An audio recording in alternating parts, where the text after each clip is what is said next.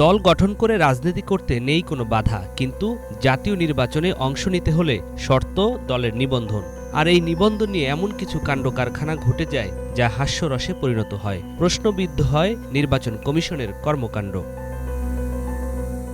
বাংলাদেশ জাতীয় লীগ নামে একটি দল নির্বাচন কমিশনের নিবন্ধন পেতে যাচ্ছে, এমন সংবাদ পেয়ে ছুটে চলা নিবন্ধন আবেদনে দেয়া দলটির কেন্দ্রীয় কার্যালয় কেরানীগঞ্জের ঠিকানায়। সেখানে অফিসের কোনো অস্তিত্ব পাওয়া যায়নি।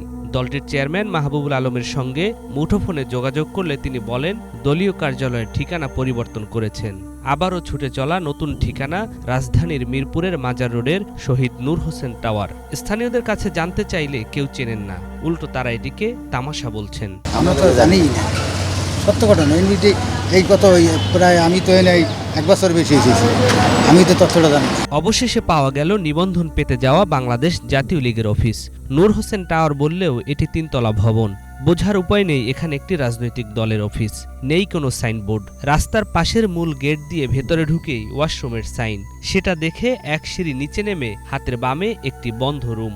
মূলত এটি হলো সদ্য নিবন্ধন পেতে যাওয়া বাংলাদেশ জাতীয় লীগের অফিস। সোজা তাকালে 2টি বেসিন আর দরজার উল্টো পাশে 2টো টয়লেট। গণমাধ্যমের সংবাদ পেয়ে একজন দৌড়ে এসে দরজা খুলে দেন। রুমের ভেতরে শুধু একটি টেবিল আর কয়েকটি চেয়ার ছাড়া আর কিছুই নেই। সাংবাদিক দেখে কালো টেপ দিয়ে দলের নাম লেখা ব্যানার টাঙাতে ব্যস্ত, কিন্তু ব্যানার বুঝলো না সাংবাদিক এসেছে। খুলে পড়ে গেল নিচে। আবারও ব্যানার টাঙানোর প্রাণান্তকর চেষ্টা। যিনি ব্যানার লাগালেন তার নাম কাউসার হামিদ। পরিচয় দিলেন ঢাকা মহানগর উত্তরের সভাপতি। ভবনের নিচে তার রয়েছে একটি মুদি দোকান, কিন্তু তিনি কোনো কথাই বললেন না। দলের সভাপতির থেকে বারণ আছে।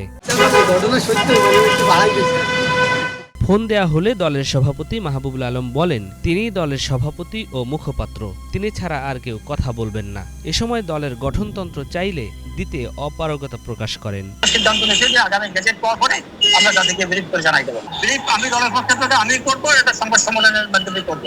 দলের নির্বাহী প্রধান আমি। আপনি ছাড়া আর কেউ কথা বলতে পারবে না? না, এটা ডিসিশন ফাইনাল। আমি ছাড়া দলের আর কেউ ব্রিফ করবে না। চেয়ারম্যানও আপনি, আবার দলের মুখপাত্র আপনি, এরকম? আমি মুখপাত্র, বর্তমানে মুখপাত্র।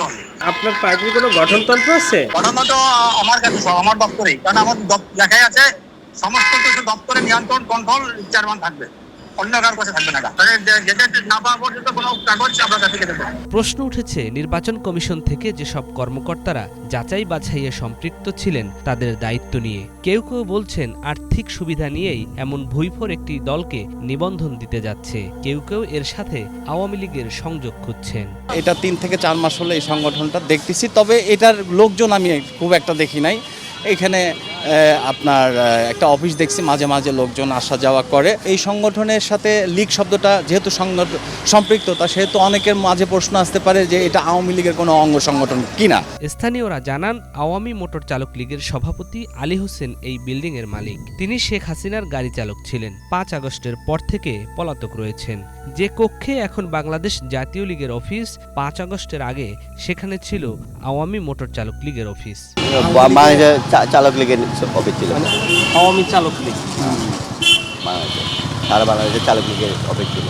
নিবন্ধন পেতে ইসির শর্ত অনুযায়ী কেন্দ্রীয় কমিটি সহ একটি সক্রিয় কেন্দ্রীয় কার্যালয় থাকা আবশ্যক। কেন্দ্রীয় কার্যালয়ের অবস্থা আগেই দেখানো হয়েছে।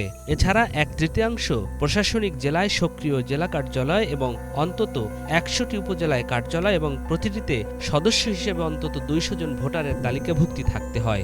বিভিন্ন জেলা ও উপজেলায় কোনো অফিসের অস্তিত্ব পাওয়া যায়নি। এছাড়া দলের কেউ অতীতের সংসদ সদস্য নির্বাচিত হয়ে থাকলে বা আগের কোনো নির্বাচনে 5% ভোট পেলেও নিবন্ধন পাওয়ার যোগ্যতা হিসেবে ধরা হয়। সে হিসেবে 1969 সালে প্রতিষ্ঠিত বাংলাদেশ জাতীয় লীগের সভাপতি আতাউর রহমান খান ঢাকা 19 আসন থেকে সংসদ সদস্য নির্বাচিত হন 1973 সালে। পরবর্তীতে শেখ মুজিবুর রহমানের নেতৃত্বাধীন বাকশালে যোগ দেন। শেখ মুজিবুর রহমানের মৃত্যুর পর বাকশালের বিলুপ্তি হলে তিনি জাতীয় লীগ পুনরায় সংগঠিত করেন। আবারও এমপি হন 1979 সালে ঢাকা 21 আসন থেকে। এর বাইরে আরও একজন সংসদ সদস্য ছিলেন কুমিল্লা 13 আসন থেকে অধ্যাপক মফিজুল ইসলাম।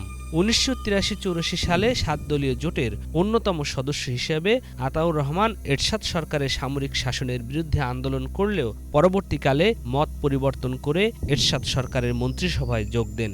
বিলুপ্ত করেন জাতীয় লীগ। নিয়াজ মাখদুম, বাংলা ভিশন, ঢাকা।